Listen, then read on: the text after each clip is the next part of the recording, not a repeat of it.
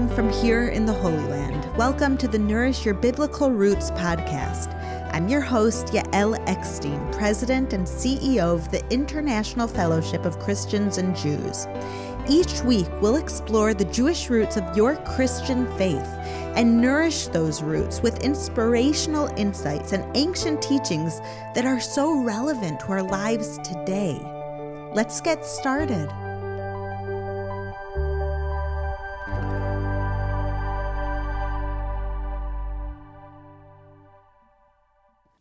On today's episode, we're going to talk about why it is so important to uproot hate, particularly in the times we are in now, and how we can start to do that. We'll look at the biblical story of Joseph and his brothers and the moment when they discovered important lessons that we can apply to our own lives. There is too much pain and suffering in the world, and it doesn't have to be that way. It's time to search our hearts and unleash the extraordinary power of love. Genesis 44:18 through 47:27 contains one of the most emotional sections in the Torah. We read how Joseph revealed his true identity to his brothers, who until that point believed that he was a powerful Egyptian holding their brother Benjamin hostage. The Bible tells us that when Joseph told his brothers, Ani Yosef od avichai, I am Joseph, does my father live? He wept loudly. We can imagine the amount of pent-up emotion that Joseph released when he revealed himself to the same brothers who had sold him into slavery 22 years earlier. Understandably, Joseph's brothers were terrified at first. Would their brother, now the most powerful man in Egypt, take revenge on them? But Joseph quickly put their minds at ease and told them that it was all part of God's plan. Joseph could have turned his back on his brothers, but instead of hating them as they had hated him, he chose love. He chose to forgive them for the past and move forward towards a better future. And that's the first lesson. If Joseph could forgive his brothers for what they did to him, certainly we can forgive others for far less harmful things. The small, petty things that sometimes drive a wedge between people. Joseph shows us that there's another way, a better way, the way of love. After he put his brothers at ease, Joseph embraced them, beginning with Benjamin, the only brother who was also born to his own mother, Rachel, or Rachel, as you say in English. The verse I want to focus on today describes the reunion between Joseph and Benjamin. Listen as I read to you Genesis 45, verse 14. Then he threw up his arms around his brother, Benjamin, and wept, and Benjamin embraced him, weeping. Wow, I get chills just reading that verse. The verse tells us that when Joseph and Benjamin embraced, both of them cried. And there's something about it that just reading it today can make you cry as well. According to Jewish tradition, the reason why Joseph and Benjamin wept wasn't for the reasons we might think. They weren't crying from joy, from finally being together again, and they weren't weeping over the past, for the years that were lost and for what could have been. Jewish tradition actually teaches that Joseph and Benjamin were crying over the future. When the brothers embraced, they both experienced prophecy. Joseph foresaw the destruction of the Holy Temple that would be built in Benjamin's tribal territory in the Holy Land. And Benjamin prophesied about the destruction of the tabernacle that would be built in Joseph's tribal territory. Jewish tradition teaches that the reason why God destroyed the Holy Temple in Jerusalem was because of the sin of hatred, the unwarranted hatred that people had for each other. Joseph and Benjamin foresaw that the same kind of hatred and jealousy that led to the selling of Joseph would surface again and bring a tremendous amount of pain and suffering to Israel. Hatred caused God to destroy his dwelling place on earth. and the world has never been quite the same ever since. The rabbis taught that as long as the temple is not rebuilt in Jerusalem, it means that our generation is still guilty of this sin, of sinat chinam, which means unwarranted or baseless hatred. And there is only one antidote for the disease of baseless hatred, and that is ahavat chinam, which is Hebrew for baseless love. What does this mean? What is baseless hatred and what is baseless love? Baseless hatred doesn't mean that someone hates another person for no reason at all. They may have plenty of reasons to dislike someone.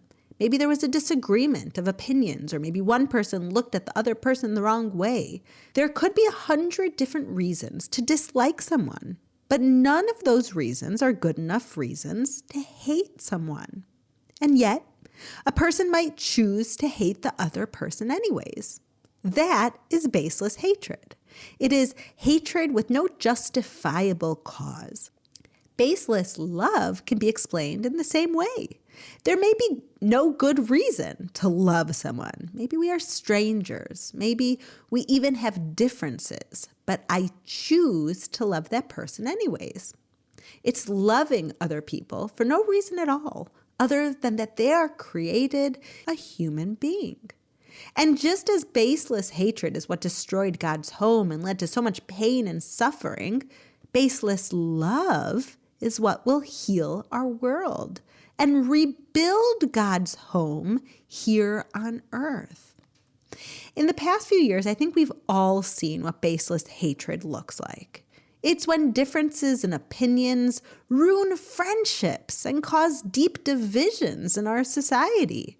But I want to tell you what baseless love looks like. It's something that I experienced firsthand, and I'll never forget. About a week before my wedding, I flew home to Chicago from New York, where I was in college, in order to visit my mother and pick up my wedding dress. My plan was to bring the wedding dress back to New York with me so that I could complete the alterations and have it ready for my wedding. When I spoke to my seamstress in New York, she told me that I would need to come see her that same evening if I wanted to have the dress ready on time. You see, my flight wasn't scheduled to leave Chicago until the afternoon, but I found an earlier flight that still had plenty of empty seats, so I figured that I'd go to the airport and get on the earlier flight on standby. I rushed to the gate for the earlier flight with my big white wedding dress in my hands. I wouldn't put it under the plane and risk losing it, so I was running with it. And I walked up to the first flight attendant I saw and asked to get on the standby flight, the earlier flight.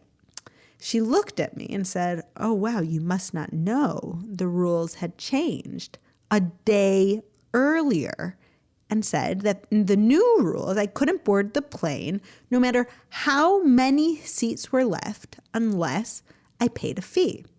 She said the only way I could get on this earlier flight that was almost empty was to pay $400 in cash or in check. And my face must have dropped because I had neither. I tried to explain to her my predicament, that I was getting married in a week, and I wouldn't have a wedding dress if I didn't get back to New York in time. But she said that rules are rules, and there was nothing she could do to help me. So there I was, sitting with my dress, trying to figure out what in the world I was going to do, when a different flight attendant came up to me and said, "Are you Yael Eckstein?" I looked at her, I said, "Yes." And she said, "Someone in line heard your story and paid for your ticket to New York. You can board the flight now." Wow, I broke out in tears. I was completely shocked. And I didn't know any of the other passengers in the waiting area, and so I couldn't figure out who would have done that. I looked at the flight attendant and I said, "You have to show me who did that for me. I have to know who it was. I have to go and say thank you." So she took me over to an older looking man, and I just thanked him profusely. He told me that his son had just gotten married a few weeks earlier and that he was counting the cost of my ticket as part of the general wedding expenses. I told him that it's not that I didn't have $400. Thank God I was blessed that I had $400. I just didn't have the payment method that she needed, cash or check. I only had a credit card. And so I begged him. I said, give me your address. I'm going to mail the money to you. I want to pay you back. And he looked at me, and I'll never forget it. He told me that he was paying forward kindness that others had done for him in his life. And that instead of me sending him the check, I should just pay it forward someone else when I was in a position to do so. That experience made such a deep impression on me, and I try to pay it forward whenever I can. That man showed me what it means to treat a stranger like someone you love for no reason at all. That kind of love, baseless love, ahavat chinam, as we say in Hebrew, has a ripple effect in the world. It inspires more kindness and more love. It brings strangers together and brings hope and healing to the world. And it's this kind of love that our world needs now to bring people back together, to connect strangers, and to override the small differences that are keeping people apart. I also know that loving others is not always easy to do. It's one thing to choose to love a stranger who hasn't caused you any harm, but it's another thing to choose to love someone who hasn't been pleasant at all. But it is specifically when we encounter people who are a little harder to love that we have to choose love, baseless love. Love even when someone gives us very little reason to love them. When my husband and I bought our house here in Israel, we bought it in a small town where most people who lived there had already been living there for 50 years. We were the newbies in town, and on our moving day, when the moving truck was in front of our house, I could feel the neighbors looking at us and wondering, who are these new people? I was excited to meet my new neighbors, and I hoped that we would make a good first impression.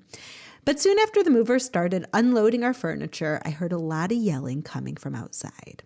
I ran out of the house and saw a neighbor yelling at the movers, and as soon as she saw me, she started yelling at me too. Wasn't exactly the warm welcome I was hoping for. My first instinct, I have to admit, was to yell back. But then I thought about God's command to love your neighbor, and I decided in an instant to choose love instead.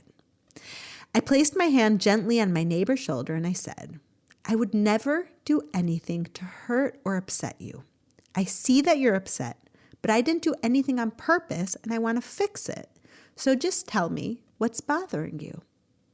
Wow. As soon as I said those words, she completely melted. She changed. She calmed down and she said, I know I have a problem with getting upset easily, but the truck is in my way and I can't see. I'm sorry I was yelling. I looked at her with such a big smile. I said, it's so nice to meet you. I'm excited to be your neighbor.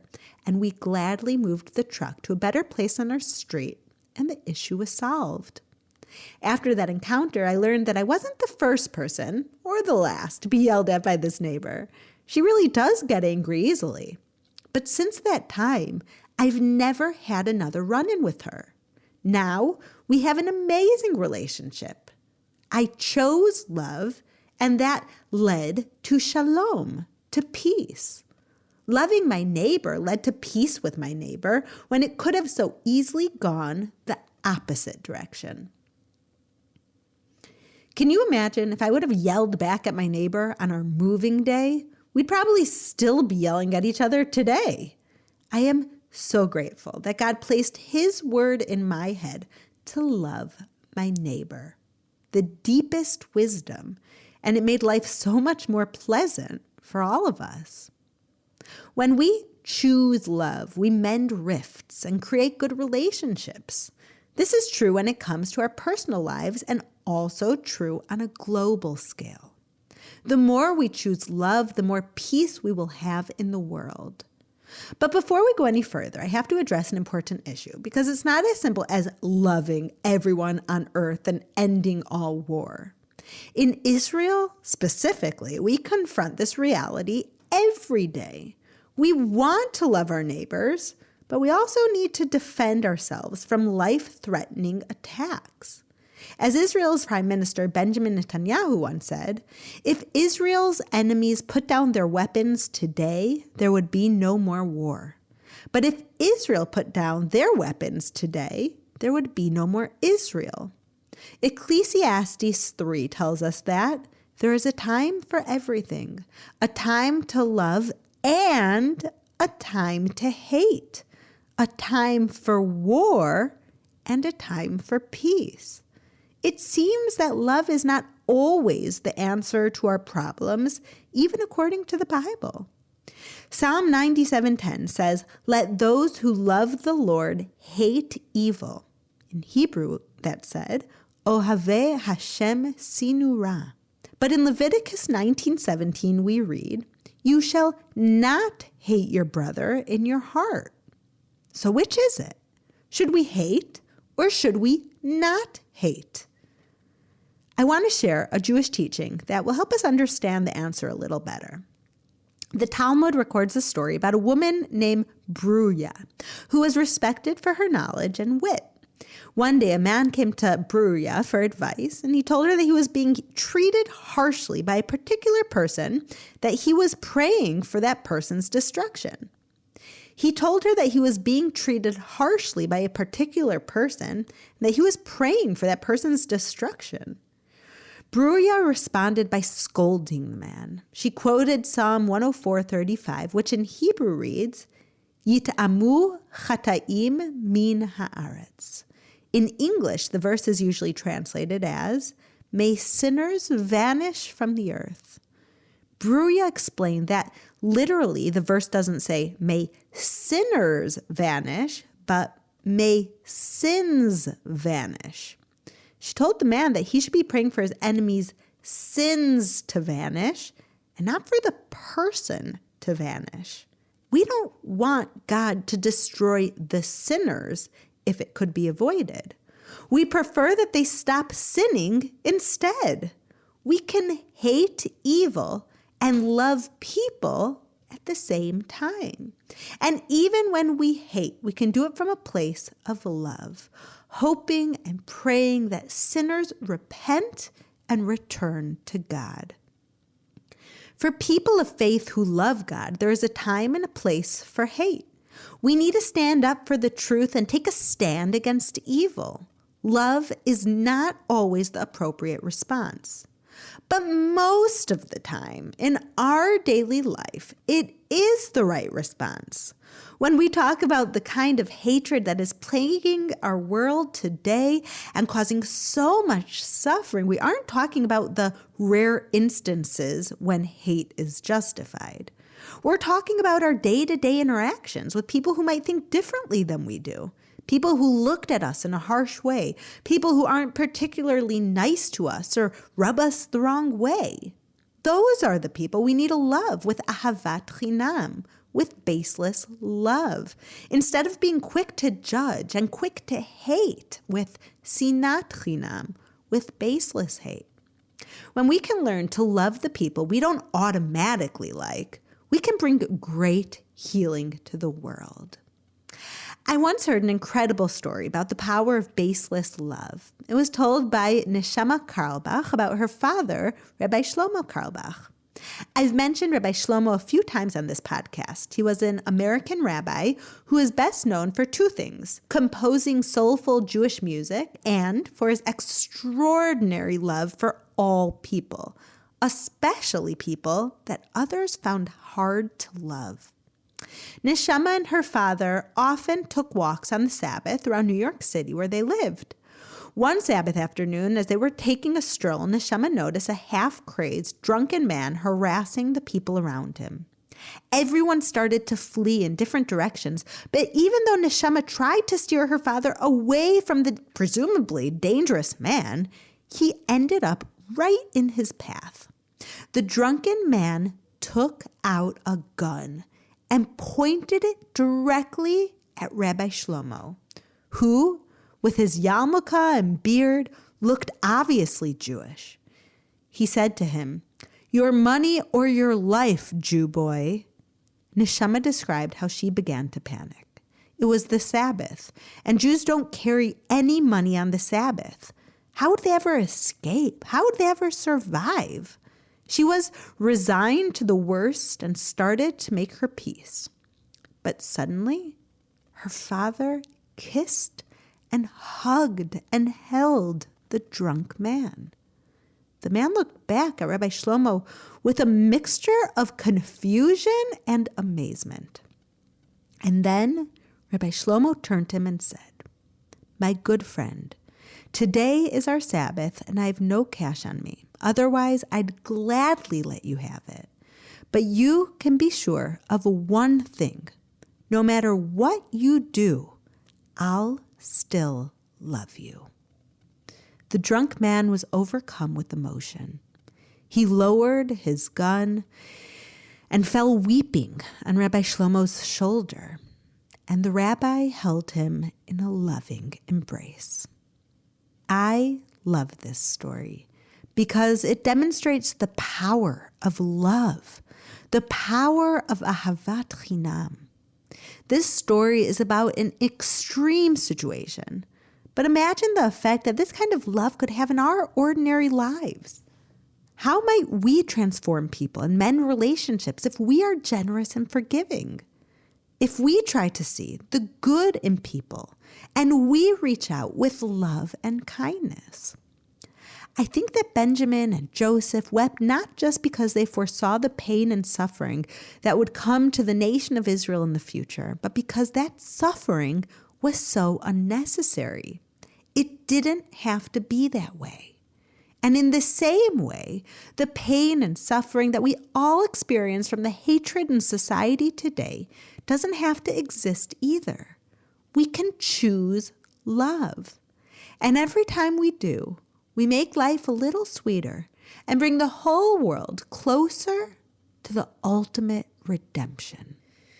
In Proverbs 10:12, we read, "Hatred stirs up conflict, but love covers all wrongs."